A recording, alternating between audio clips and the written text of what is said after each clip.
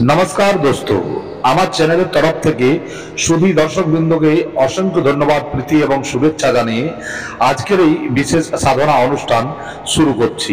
দর্শকগণ, আজ যে সাধনাটি আমি আপনাদের বলছি সেটি একটি সুন্দর পরীর সাধনা।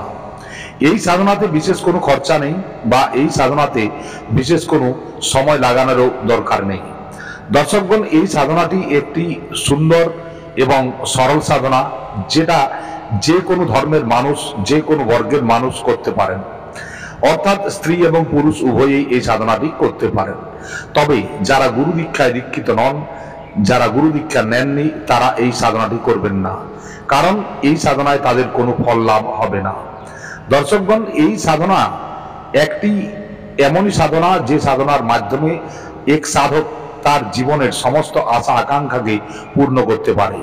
সে তার জীবনের সমস্ত কমিকে এই সাধনা দ্বারা পূর্ণ করতে পারে।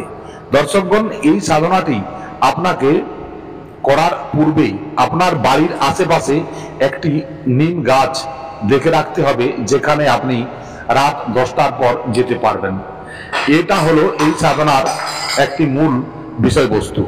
দর্শকগণ, এই সাধনাটি আপনি যখন করবেন তখন আপনাকে কিছু বিশেষ জিনিস আপনাকে সাথে নিয়ে যেতে হবে, যেমন 2টি গোলাপের ফুল এবং একটি গোলাপের ইত্র এবং 5টি ধূপকাঠি। এটা আপনাকে সাথে করে নিয়ে যেতে হবে। এবং যখন আপনি এই সব জিনিসগুলো নিয়ে যাবেন তখন আপনি স্নান ইত্যাদি সেরে যাবেন। এই সাধনাটি আপনাকে যে কোনো শুক্লপক্ষের প্রথম বুধবার থেকে শুরু করতে হবে। এই সাধনাটি হলো 16 দিনের সাধনা, কিন্তু এই সাধনার মধ্যে 16 দিনের মধ্যে আপনি কোনো একটি দিনও গ্যাপ করতে পারবেন না। আপনাকে প্রতিদিন একই কারবাই করে যেতে হবে। এই সাধনা করার ফলে আপনার জীবনে আর্থিক, ভৌতিক যে কোনো সমস্যার সমাধান হোক না কেন, তা আপনি পূরণ করতে পারবেন। দর্শকগণ, যারা পড়ি তাদের মধ্যে এমন ক্ষমতা থাকে যেসব ক্ষমতার মাধ্যমে তারা আপনার সমস্যার সমাধানকে নিমেষের মধ্যে পূর্ণ করতে পারে। তো দর্শকগণ, এই সাধনার জন্য আপনাকে বিশেষ কোনো জটিল কাজ করতে হবে না।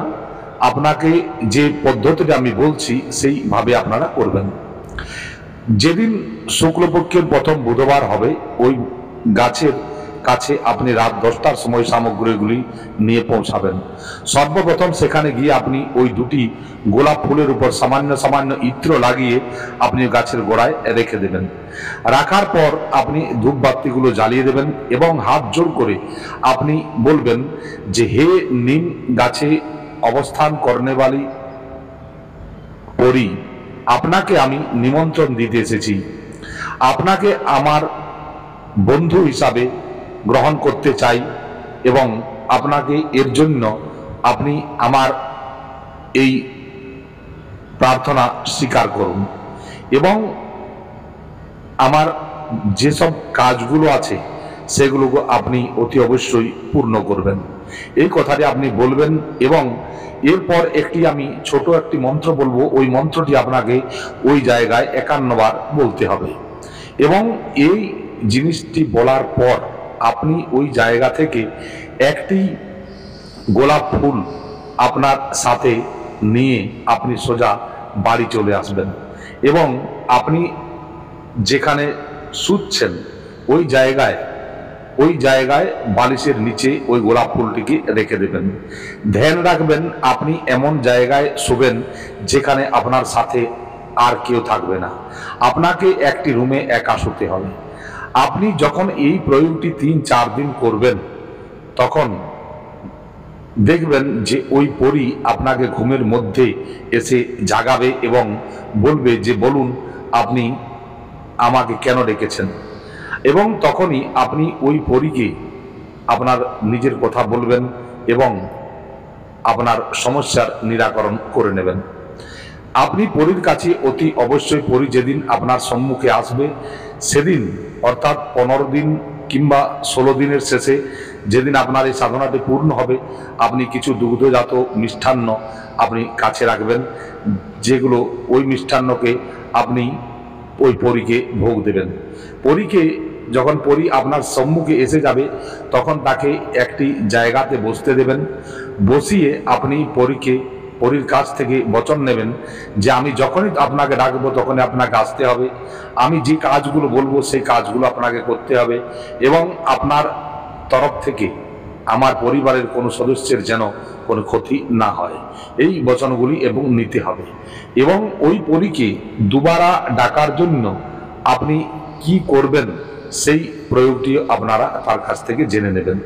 দর্শকগণ, এই সাধনা একটি সৌম্য এবং সরল সাধনা। এই সাধনাতে একটি একান্ত রুমে আপনি শোবেন, যেখানে অন্য কেউ শোবে না। আপনার বিছানায় আপনি একা ছাড়া অন্য কারো শোয়া চলবে না।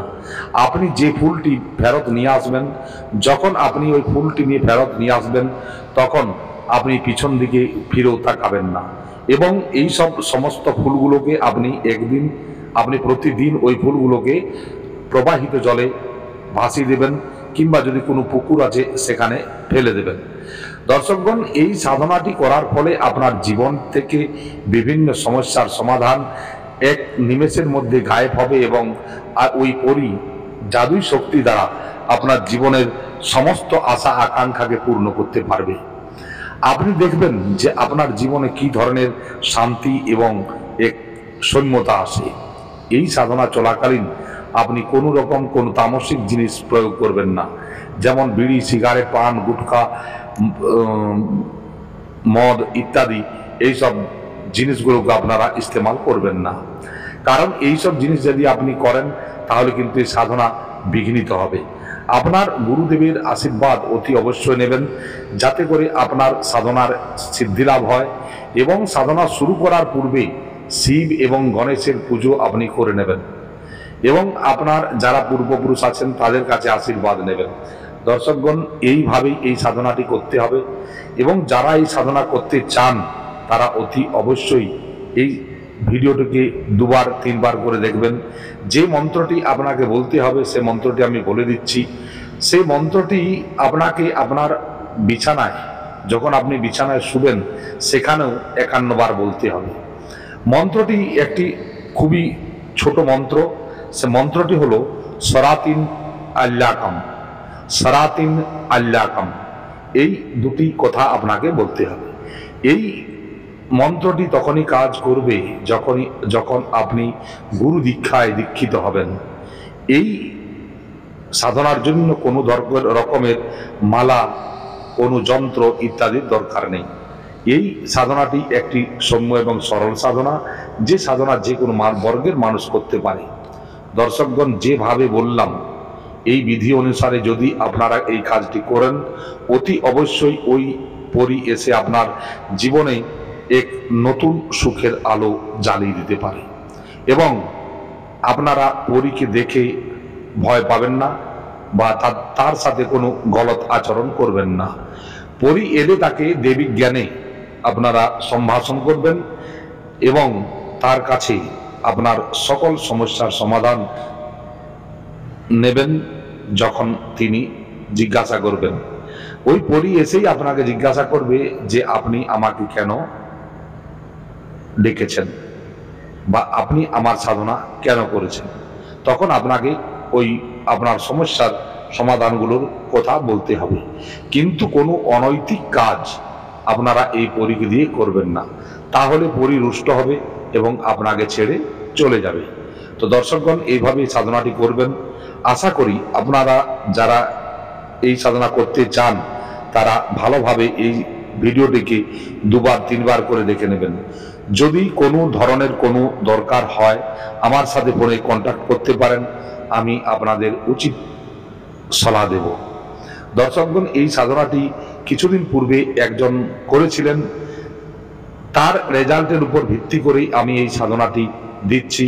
আমি তার সাথে এই সাধনা নিয়ে অনেক আলোচনা করেছি, এবং তিনি এই সাধনার সত্যতা প্রমাণ করেছেন। কারণ তার কাছে পরীর দেওয়া অনেক কিছু দ্রব্য দেখা গেছে। তো দর্শকগণ, এই সাধনাটি এইভাবেই করতে হবে যাতে করে আপনারা সাফল্যমণ্ডিত হন এবং আপনাদের জীবনে একটি সুন্দর সাধনা আসুক, এটাই আমি চাই। আপনারা ভালো থাকবেন। ভিডিওটি কেমন লাগলো তা অতি অবশ্যই আপনারা জানাবেন। যারা প্রথমবার দেখছেন আমার চ্যানেলটিকে সাবস্ক্রাইব, লাইক, শেয়ার এবং কমেন্ট করবেন। দর্শকগণ, আপনাদের একটা লাইক শেয়ার অনেক মূল্যবান, এবং আপনারা যারা প্রথমবার আসছেন তারা অতি অবশ্যই চ্যানেলটিকে সাবস্ক্রাইব করবেন।